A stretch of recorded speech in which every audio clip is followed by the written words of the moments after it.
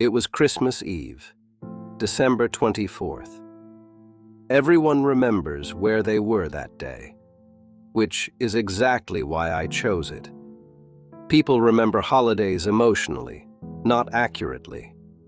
She was 8 months pregnant. That detail mattered more to everyone else than it did to me. To them, it meant innocence. To me, it meant inevitability.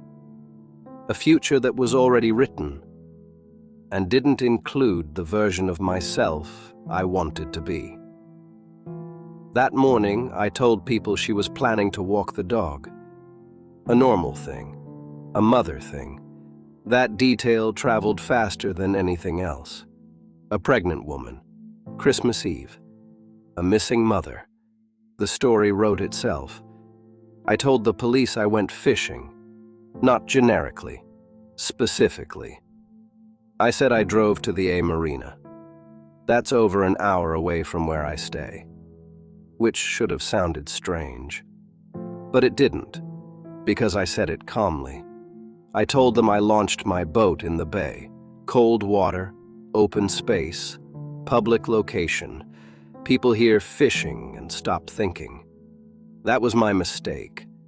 The police didn't believe me right away, but they didn't accuse me either.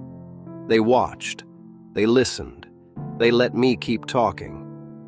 Then they found out about her, the woman I was calling while my wife was missing, the woman I told I'd lost my wife before anyone knew my wife was gone. I said it like a fact, like it was already true.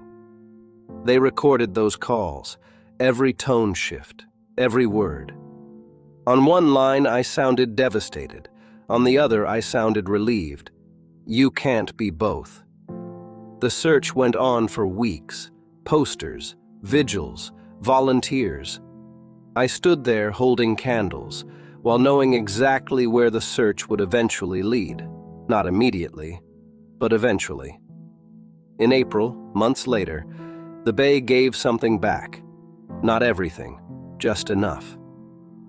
First, a body of a baby, washed ashore near the same stretch of water I said I'd been fishing.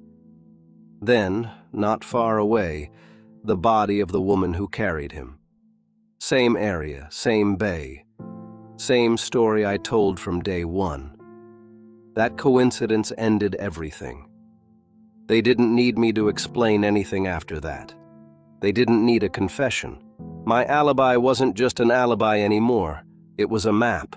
They arrested me days later.